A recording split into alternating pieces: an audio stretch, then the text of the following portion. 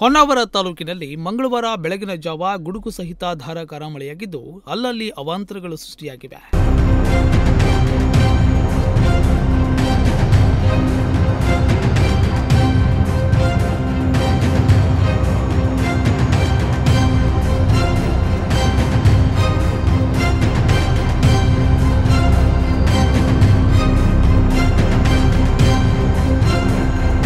ಇನ್ನು ರಾಜ್ಯದ ಕರಾವಳಿ ಸೇರಿದಂತೆ ಹಲವು ಕಡೆಗಳಲ್ಲಿ ಭಾರೀ ಮಳೆಯಾಗುವ ನಿರೀಕ್ಷೆ ಇದೆ.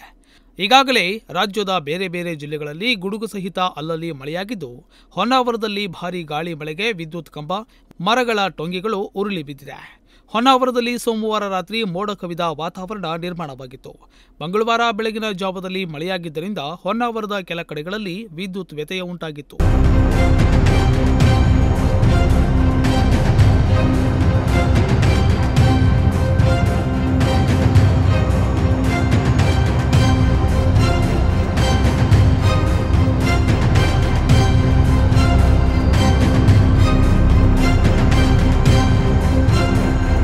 ಇನ್ನು ಕಾಸರಗೋಡಿನ ಹುಣಸೆಕಟ್ಟಿಯಲ್ಲಿ ವಿದ್ಯುತ್ ಕಂಬ ಮುರಿದು ಬಿದ್ದಿದ್ದು ಯಾವುದೇ ಪ್ರಾಣಹಾನಿಯಾಗಿಲ್ಲ.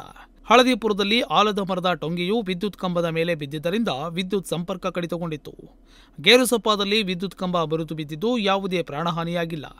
ಇನ್ನು ನಗರ ಹಾಗೂ ಗ್ರಾಮೀಣ ಭಾಗಗಳಲ್ಲೂ ವಿದ್ಯುತ್ ತಂತಿ ತುಂಡಾದ ಪರಿಣಾಮ ಬೆಳಗ್ಗೆ ವಿದ್ಯುತ್ ಸಂಪರ್ಕ ಕಡಿತವಾಗಿತ್ತು. ಸ್ಥಳಕ್ಕೆ ಹೆಸ್ಕಾಂ ಅಧಿಕಾರಿ ಸಿಬ್ಬಂದಿಯವರು ಭೇಟಿ ನೀಡಿ ಹಾನಿಯಾಗಿರುವ ಕಡೆಗಳಲ್ಲಿ ದುರಸ್ತಿಗೊಳಿಸಿ ವಿದ್ಯುತ್ ಸಂಪರ್ಕ ನೀಡುವಲ್ಲಿ ವ್ಯವಸ್ಥೆ ಮಾಡಿದರು. ನಾಗರಾಜ್ ನಾಯ್ಕ್, ನುಡಿಸಿರಿ ನ್ಯೂಸ್, ಹೊನ್ನಾವರ.